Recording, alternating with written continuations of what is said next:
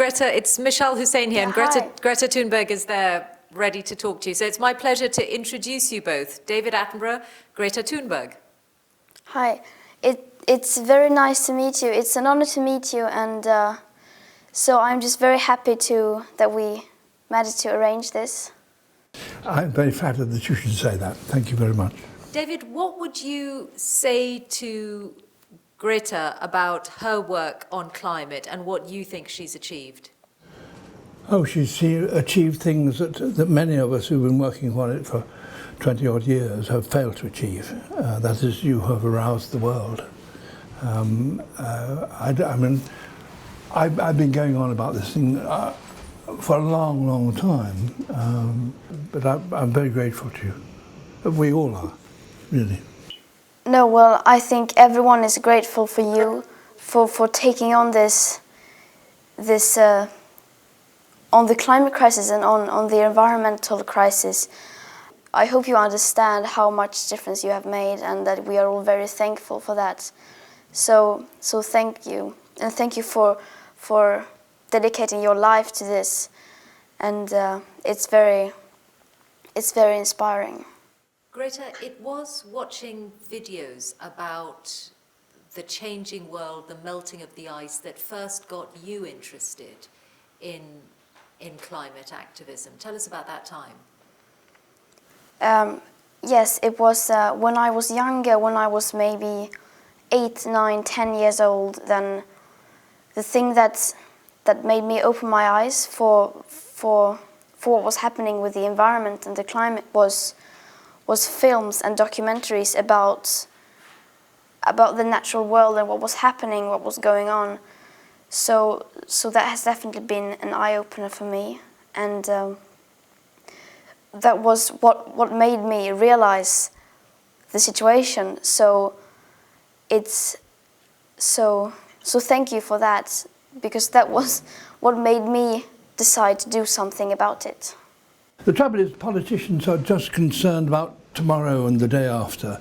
And when you say there's this big danger looming in 20 years' time, we've got to do something now, they say, yes, of course, we'll do it the day after tomorrow because I've got urgent things. And it's the same even right now. I mean, here we are in Britain, we've just had a general election, and you would think that, if you think the same way as you do and I do, that the most urgent thing is to deal with this problem of climate change. Was it mentioned in the election? Hardly at all. The only reason that it has been mentioned, even that much, is because of you. You have woken up the world, really. I am a part of a very large group of people who have done it, and you are definitely a part of that group too. So it's not just me. Do you think, David, that the generations are coming together on this? There are people of your generation and younger who, I mean, you've been active for a long time, but there are people who have been politicized and who have become activists because of their children and their grandchildren. Oh yes, undoubtedly.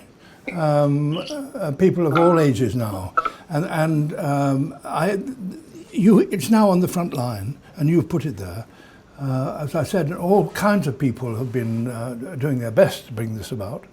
And it is rather difficult, you know, when you've got the issue is going to happen in 30 years' time, and people say, but what do I do about this issue tomorrow? And politicians inevitably do that, and the electorate cause them to do that. But you broke through, and the motto, which is, look, the world belongs to not my generation, but to your generation, the world belongs to young people, is a very powerful one.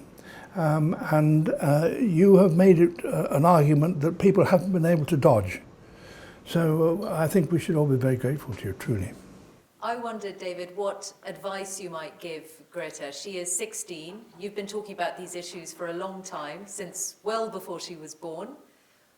What would you say to her about the road ahead?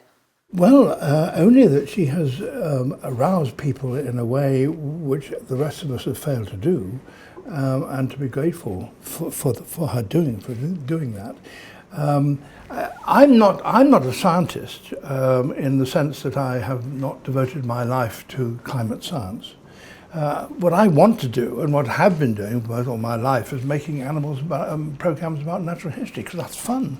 And that's what I like doing, and that's what you like doing, I'm sure. You like sitting down and watching creatures in the natural world. We don't want to spend our time marching through the streets, but we have to. And you've shown very great bravery in doing that. People of my generation should be very grateful to you. Because you certainly aren't grateful to us for the mess we've left you. I mean, when you started making these programs, I mean, what was it like?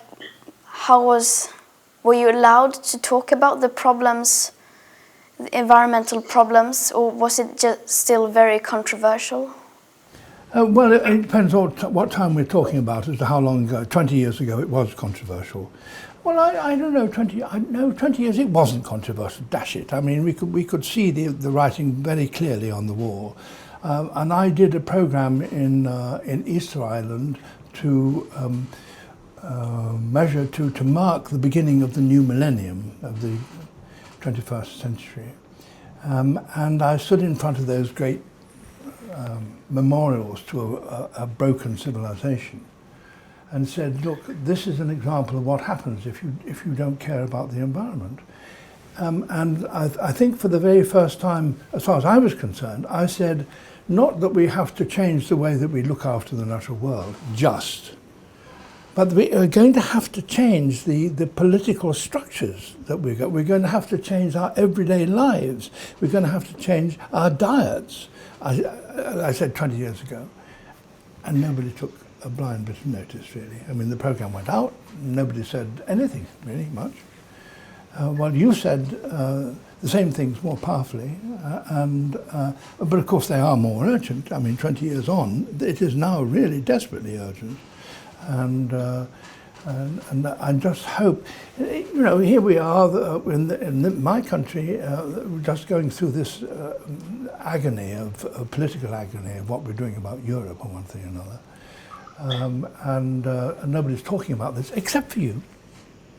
So, and we've got to be grateful to you and keep it on the front line in the same way we've been doing for some time. And of course, we have plans to do so. I mean, the next COP meeting is going to be crucial. I mean, from all accounts, the Spanish meeting was a disappointment. It failed to do many of the things we wanted to do. And this one, the next one, which takes place in the United Kingdom, we've really got to grapple with things, and it's a big job on the plates of those administrators and government people who will be attending. I hope to goodness we come out with some positive action. And David, any advice to Greta about a life in activism? Do you look at her life and think there's anything she needs to be careful of? Like you, there are people around the world who want her attention, who want to harness her to their cause. Any word of advice or warning?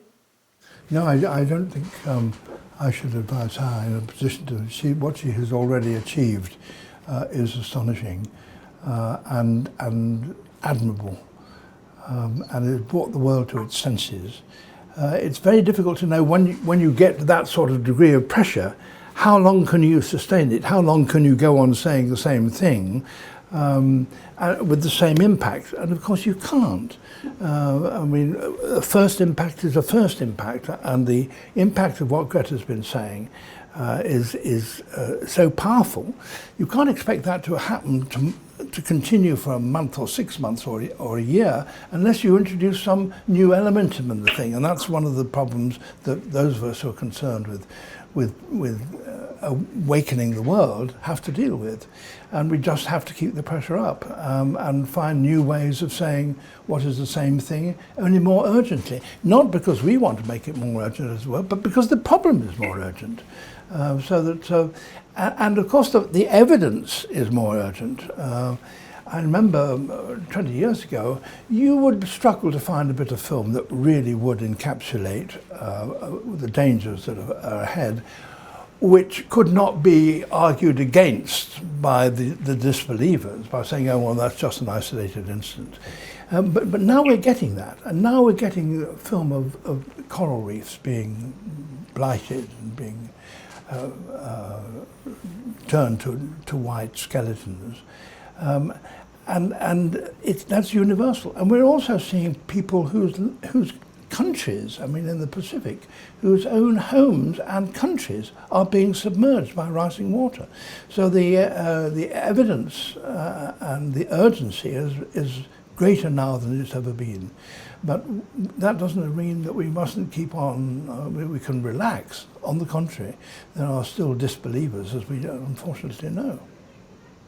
I don't know why people are listening to me. I don't know how long it will last. I just know that right now people are listening to me, and I need to use that opportunity and to try to get out as much as I can during that time. But of course, it is a problem with repeating things over and over again. But I mean, that's what you need to do, because they're obviously not listening, and you need to repeat it until people get it, until it is being understood. Greta Thunberg, David Attenborough, I hope you get to meet in person sometime. Yes. And so do I, and until we do, I do thank you very much. I too, me too, and thank you, and happy holidays. Thank you. Thank you.